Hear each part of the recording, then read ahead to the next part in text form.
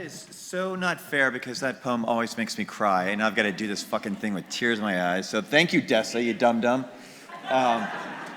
That was such a great conversation, and this has been such a great day, and it's been so meaningful for us all to be here in Boise for the last 2 days, and just so thankful for all of you. As we close out what's been a pretty remarkable couple of days, we're going to do this kind of open mic town hall style. And so we've invited a couple people to start us off, and we would love if any others would like to come and kind of reflect on what they're taking away from the last couple of days, what they're going to take home, what they're thinking about moving forward, kind of 3 to 5 minutes max. We're going to do that for 15, 20 minutes, just kind of see who wants to talk. If you want to come on down to the front row. I know we all would love to hear from some of the Boise State volunteers. So if any of the Boise State students would like to have the mic, we really would appreciate that. But I'm going to make Hans kick us off, because Lynn Ross is like, I ain't following Dessa. She's smart. She's a professional. Let's start with Hans Larson from Campfire Music Foundation. Cool. Well, first of all, a quick disclaimer. Excuse me if I stumble through this. I've spent more time gathering headshots and bios in the last week than I have sleeping, so. But the first thing I want to bring up is, and this is something that's kind of easy for us, especially those of us who are artists and work with artists on a regular basis, but the uniqueness of artists being involved in these conversations is really special and something that doesn't happen that often. I'm sure that UMG stakeholder meetings artists do not get to speak at those. So that just really speaks to the integrity and the mission of MPF and the model that they've built over the past 20 years, and now we get to bring that to Boise, so that's so amazing. And I've loved doing all the work for it, so yeah.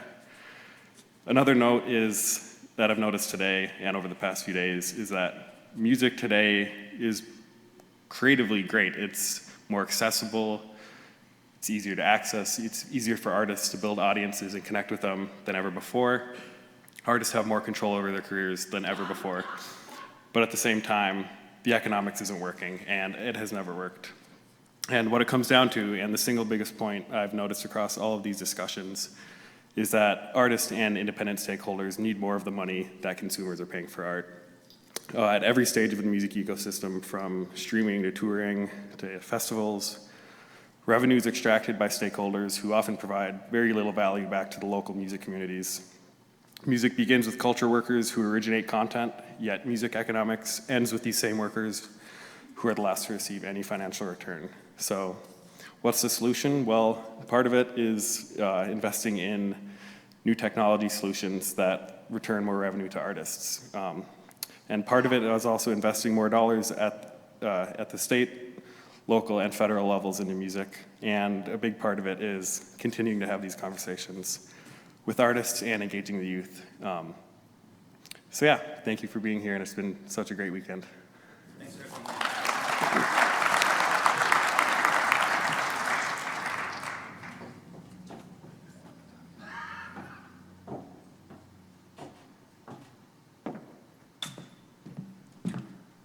Hi everyone, I'm Lynn Ross. I'm the Executive Director of the Performing Arts Lodges in Vancouver, BC, Canada. A lot of people have asked that question. I didn't write anything down like Hans, but I've been to a few of these now, and we've talked about networking, and that I just want to thank everybody, for the guys from Treat4, everyone from Cascadia putting this on, because it really does take a village for all of us to do this work. And at the City of Vancouver, where I used to work and develop their first music strategy, I couldn't have done that without Kate and Michael and Ashley, a lot of people, Dawn, a lot of people in this room. So I would really encourage everyone to try and meet everybody. I know it's the last day, but just go say hi, exchange information. It's just like, it is the most important thing that comes out of this, for me anyway. And now I'm in artist housing, so if anyone wants to talk about artist housing, come find me, email me, phone me. I'm old, so I answer email still. I'm way better on email than text even. But yeah, because when you do all these studies, and it's a common theme, with all of these, major cities, that artists, their number one challenge is housing affordability. So we've found a model in Vancouver that seems to work. It is a nonprofit, it isn't charity, but even without our charity dollars, we would be able to make it run. and make it work. And, we have people, on the wait list, from 2006, so we just need more buildings, and that is a discussion between city and developers. So get to know your developers in your cities. Usually you only have like 2 or 3 that are, doing all the work. So become their best friends, take them out for coffee. Everyone loves music, and they need to partner with a nonprofit, in order for their density bonuses and all the things that they need from the city. So they really need a partner. As soon as you mention music, they're like, I'm in. So we have a few buildings in the works just, because we went for coffee, and they're just like, oh my God, the development owner loves music. I'm like, who doesn't? But okay. And, it was just a no-brainer for them. They do want to support the arts, and they quite frankly, they're never asked. So anyway, those are just my points, and thank you. Thank you, Lynn.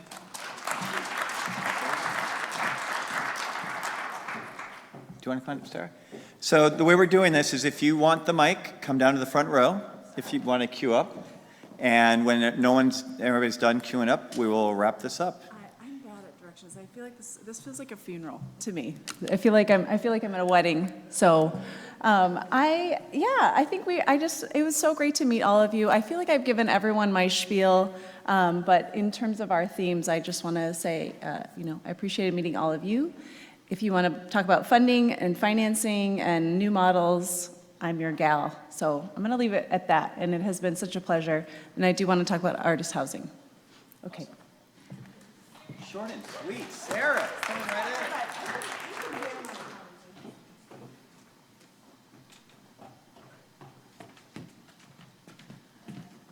All right, good evening, everybody.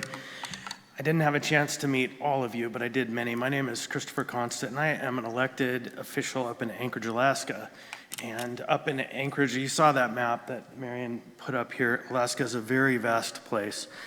And I happen to live on the land of the Dena'ina Athabaskan, and I am grateful to be here on the land of the Shoshone. Now, I would say there are a number of things that I take away from this adventure. I first kind of came to awareness, I would say, I'm an artist. I have a peer who's here who's also an artist and an elected official. And we have found ourselves in the unique position of being able to support the arts in our community. And for me, I saw the pain most plainly in the pandemic when we shut everybody down and the venues were closed and we were pouring money out into the community, but nobody said, what about the artists? And so some artist friends came to me and said, but what about us? And I actually was able to begin the campaign to provide business funding to artists in the community. And every artist who paid a dime to the IRS was funded. And there's a message there for you and members of your community. I don't have time to build the bridges like Marion does across the whole region. I live in the north of the Pacific Northwest, and my work is very concentrated in my local community. But the work you are all doing is proof positive, and I've heard it from a number of policymakers here, is if you ask, we will find a way to help. And so ask, make sure you ask, because if you don't, how are we gonna know?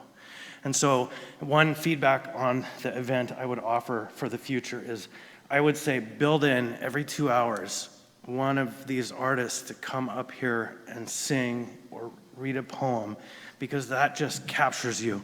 Sitting here for 8 hours is like a nightmare for me because I'm ADHD and I like to pace. But as soon as somebody starts to play music or that poem makes me cry, I am here and present in the moment. And so more of that. Thank you for your amazing experience.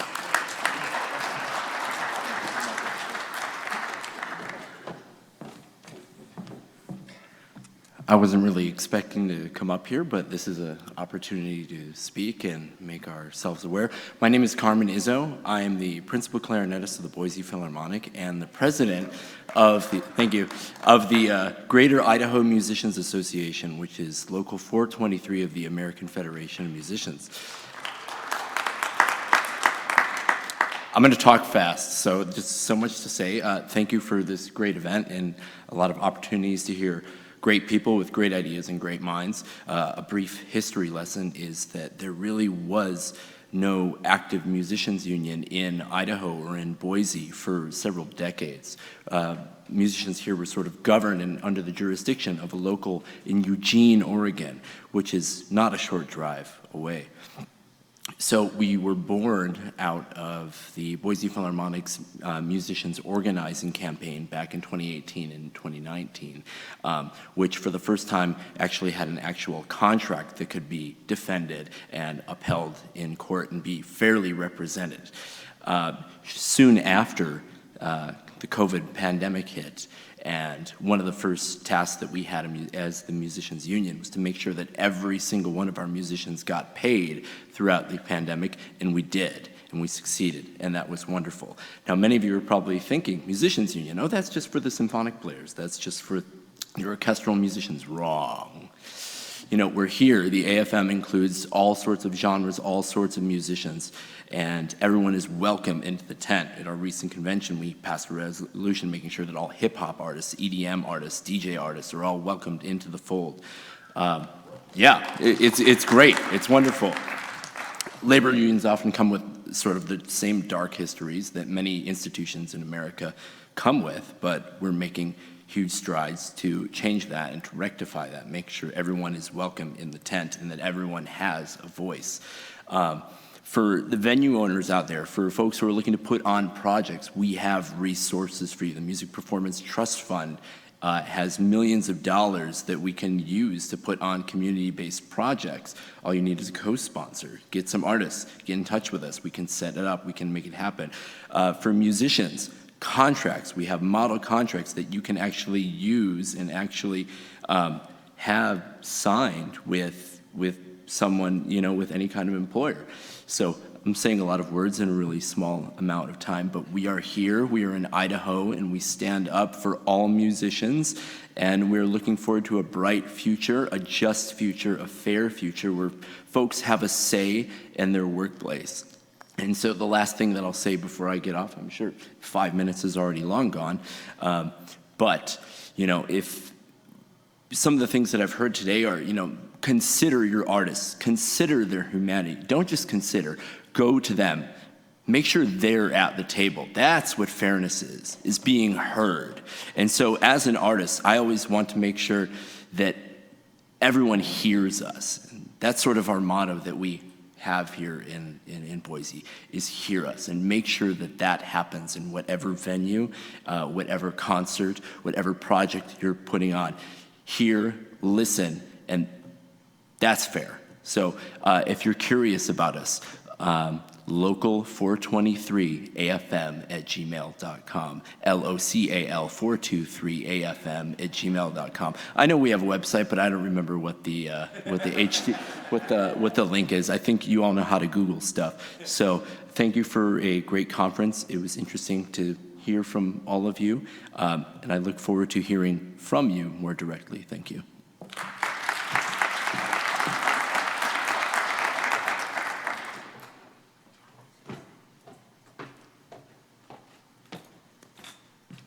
So super fast. Digital media has worked really hard to convince us that music is placeless. And this conference is amazing because it's named this thing that some of us have been talking about for a long time. It's engaged all of us together.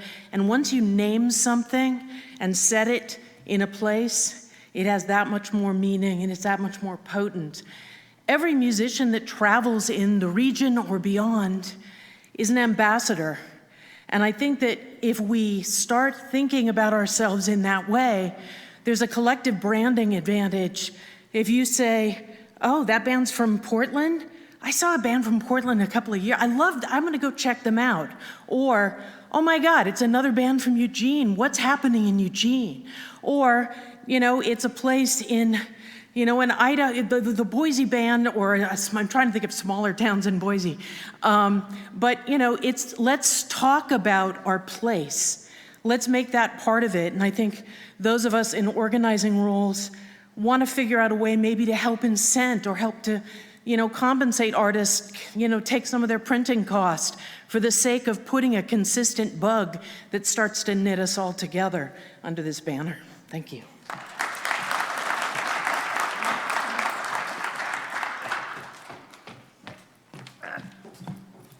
Alaska's in the house, which is really special. Thank you for having us here. Thank you for opening the door.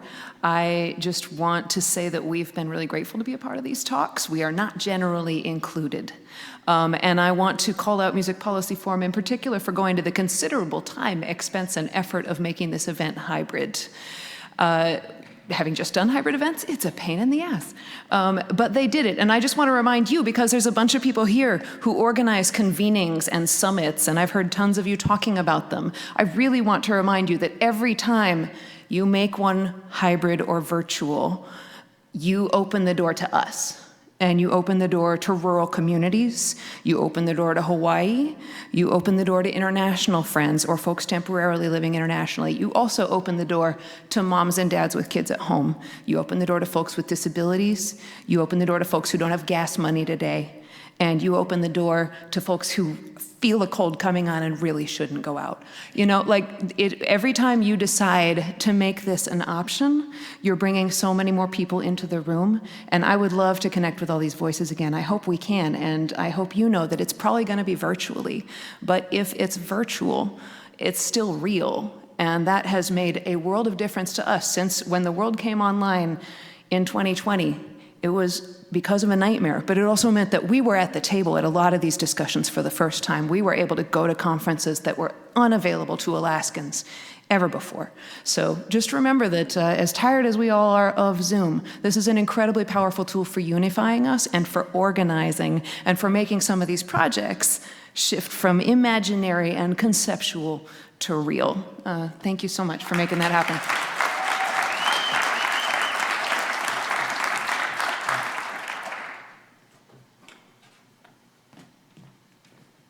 Hello, everyone. I'm Cole Reinhardt. I'm one of the Boise State volunteers. I'm trying to figure out a way to articulate my words in my head, so I've never done something like this before. This is the 5th workshop this semester alone for me, and I've never had an experience like this before in my entire career, spending all the way to 2015 of college alone. And I want to thank you all, especially those who came out of state, that came here just for this policy forum, this summit. It's beautiful thing, connecting, networking. It's been such a great opportunity for me as a college student, even though I don't plan on having a career in music per se. I am a narrative arts major. My whole thing is storytelling. And whenever somebody asks me of why I want to be a storyteller, it just reminds me it's one of the oldest traditions of humanity. And music is definitely part of that. I've been a drummer for the last decade, and I've always tried to mix the diversity of ways of storytelling together to make these experiences unique and profound to people, to draw emotions, to really tell stories that are going to leave impacts with people. And I can tell that so many people here are trying to do the same thing. They're trying to tell stories either through music or through writing, but that's in her beautiful poem that she shared. And I think it's a beautiful thing, and it really drives me to push harder to meet you, all of you, and network, and at the same time, mesh with these creative minds, because we all want to do the same thing. We want to tell stories, we want to perform, we want to show this art to people, and there's so many ways to do it, but it's better when you have more than one mind trying to do one thing. Thank you.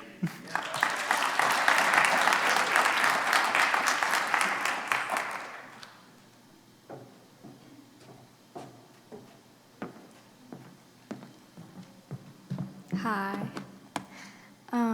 I just want to say thank you for everybody, for coming out here so that we have more people involved in talking about the changes that we need to make and uplifting the people that are making changes and making sure that we're hearing what they have to say and how we can help them.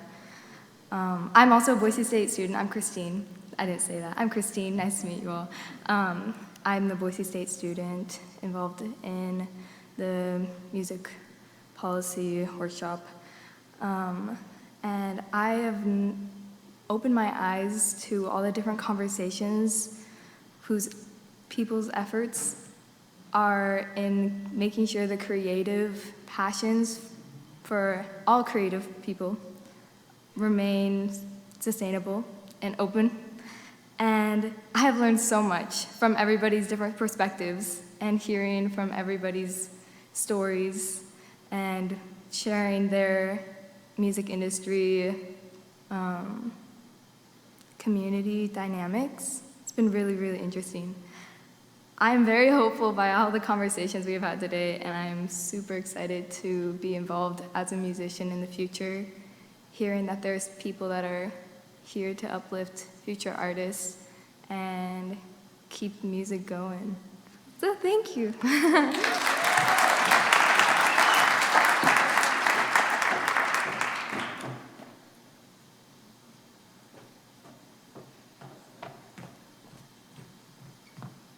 Hi, my name's Evelyn, and honestly, I'm just a kid that does art and plays music on my guitar, but I got to come from Boise State, and it's been really cool to meet everybody and talk to everybody, because before yesterday, for the most part, kind of, again, just a kid that does art, and the only person that really cares about my art is my mom and my art teacher right now. And the only people that hear my music are my friends that I show it to and stuff. And it's been impactful for me because yesterday I sat at a table of adults that have been in the industry longer than I've been alive that asked me questions, that cared about what I had to say, and that cared about what my whole generation has to say when it comes to the music industry and all of the creative industries. And, I have to talk fast before I pass out. I guess thank you for caring about what we have to say, and it's been important to realize that there's so many people that care about artists of all ages, that there's policymakers that want to have an impact on the future of the industry, and they want to be able to create this so that create a culture that we can all thrive together. I'm not old enough to understand why we can't all just put everybody's names in a Google Doc and give it to every music artist ever. And I talked about that. I offered that as a suggestion, and it was shot down. But I understand now why we can't do that for logistical reasons. But for the most part, I hope that when it comes time for my generation to be in charge of the music industry, that we continue to do things like what Michael Bracey is doing, to bring people together and bring them in a room and give people the opportunity to share their opinions and their voices. And I guess thank you for having Boise State students out here, because it's been really cool. It's probably the coolest class I've taken this semester. So thanks for caring about our futures in the community of the arts and what we have to say about it. So thank you.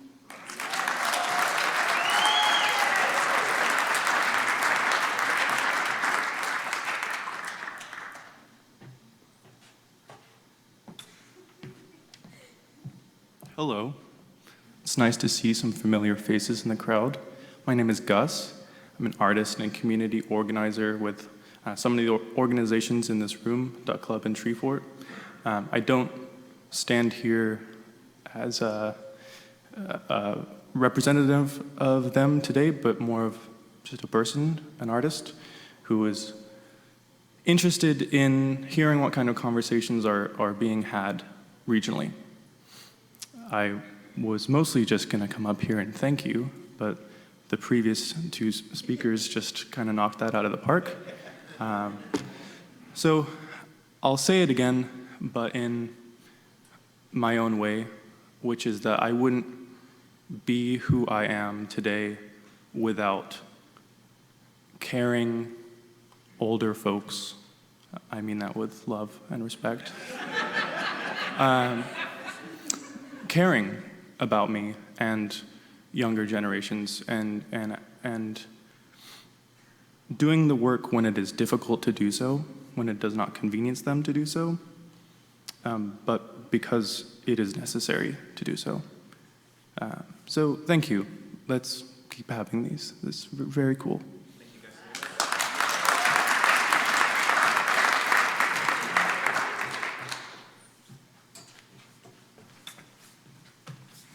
I just quickly wanted to say, Evelyn, I was at the table with you yesterday, and you're awesome. I love your spirit. And what you said when you were up here just now was like, you can't wait until, your voice, matters, or you guys are the ones at the table. But now is the time that, like, what you are saying matters, totally. And, like, absolutely. And I understand, I'm kind of like, if we're talking in a general sense, representing the age group, like, between you and a lot of the people who are at the tables with us. And I'm also an art educator. I'm a certified K-12 art teacher. And so, like, if there's any way that I can help anyone who's in your generation in this room kind of like bridge that gap, find me and, let's talk, get my contact information, because I do respect and admire your ideas. And I think that a lot of the time, if you're feeling misunderstood, it's just because there's just like maybe a gap in communication, that needs to be bridged. So let's connect, because like your opinions matter now. Those seeds need to be planted now so that those ideas can be implemented. And your Google Drive idea, it's like, it's brainstorming, and that's how the creative process works, right? You should never say no to someone at a table. You should say, I love that. What can we do? Here I have experience in this industry. Let's take your idea and make it function with how we're interacting with this technology or with, data like that right now. So, yeah, as long as it.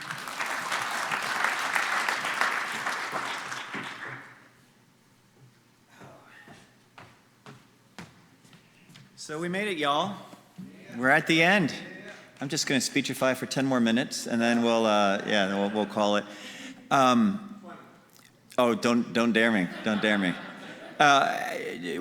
Just one sort of policy thing before we get into thank yous, and that is maybe a challenge. Maybe a challenge for us. I think a lot about, what we heard throughout the last 2 days is sort of a common recognition that we can do better and we have to do better. And again, whether that's an opportunity or an obligation, it depends where you sit. But, it was really heartening just to see the interconnection between all these different stories and ideas and perspectives.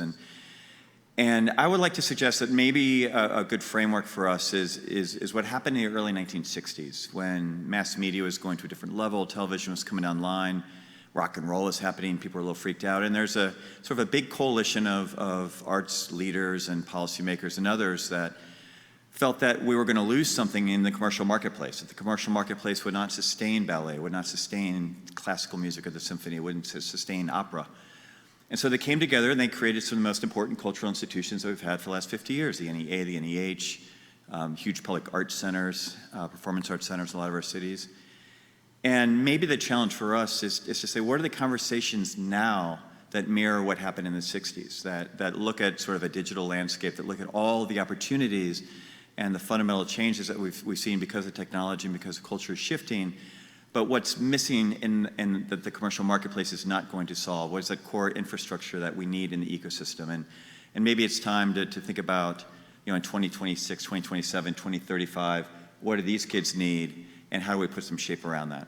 So I don't know. That's just something I've been thinking a lot about today. All right. This was incredible. Okay.